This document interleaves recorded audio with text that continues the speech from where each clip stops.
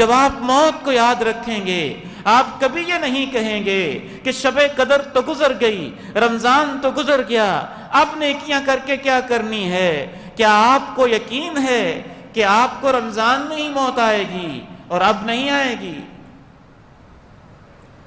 سب لوگوں کو موت رمضان میں آتی ہے۔ اگر رمضان میں تو آپ نیکیوں کا شوق رکھتے تھے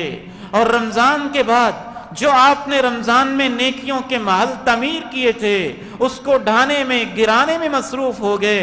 اور اینٹ سینٹ بجانے میں مصروف ہو گئے، تو کیا آپ کو ڈر نہیں لگتا اگر اس حالت میں موت آئے گی تو انجام کیا ہوگا؟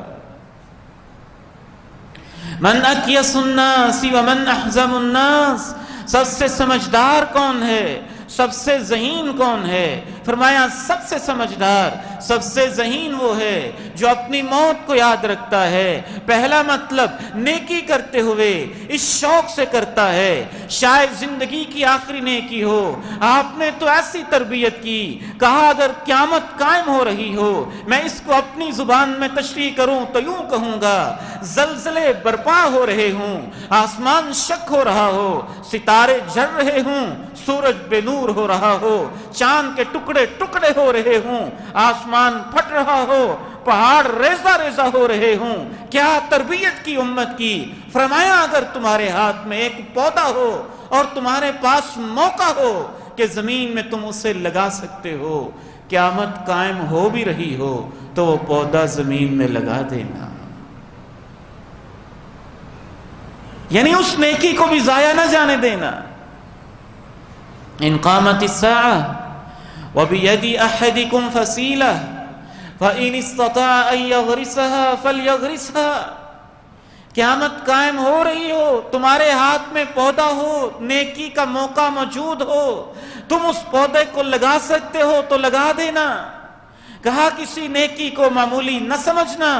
اپنے بھائی سے مسکرا کے مل سکو تو یہی نیکی کر لینا، اس کو معمولی نہ سمجھنا۔ اور کوئی صدقہ نہیں کر سکتے، اچھی بات کہہ سکتے ہو تو اچھی بات کہہ دینا، اس کو معمولی نہ سمجھنا۔ اور نیکی نہیں کر سکتے ہو، اپنا بھرا ہوا ڈول دوسرے بھائی کو دے سکتے ہو تو اسے دے دینا، اسے معمولی نیکی نہ سمجھنا، معمولی سمجھ کے اسے مت چھوڑنا۔ اور کوئی نیکی نہ کر سکتے ہو، تمہارے بھائی کے پاس رسی ہے، تھوڑی سی اسے اور رسی کی ضرورت ہے اور وہ تمہارے پاس موجود ہے، وہ سامان باندھنا چاہتا ہے، وہ چارہ باندھنا چاہتا ہے، وہ کوئی بھی چیز چاہتا ہے، رسی کا ٹکڑا بھی دے سکتے ہو تو دے دینا، اسے معمولی نہ سمجھنا۔ فرمایا جوتے کا تسمہ کسی کا ٹوٹ گیا ہے، جوتے کے تسمے اگر تم دے سکتے ہو تو جوتے کا تسمہ دے دینا، اسے معمولی نیکی مت سمجھنا۔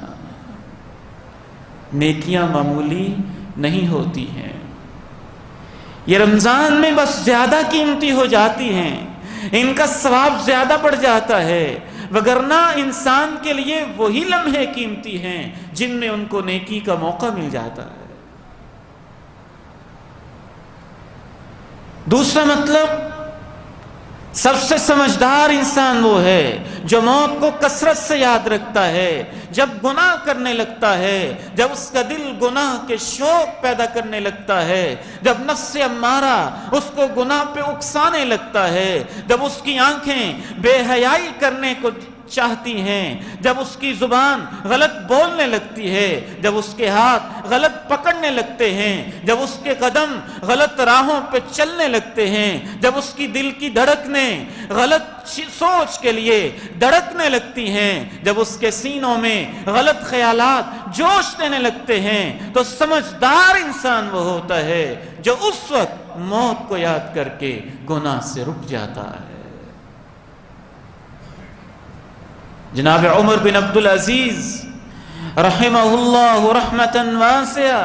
اپنی بیوی کے پاس بیٹھے ہوتے، محبت کے لمحات ہوتے، رونگٹے کھڑے ہو جاتے، کپ کپی طاری ہو جاتی، ان کی اہلیہ پوچھتی جناب عمر کیا بات ہے؟ کہنے لگے بس اچانک خیال آ گیا ہے کہ اس عمر نے ایک دن قبر میں جانا ہے، زندگی کا حساب بھی دینا ہے۔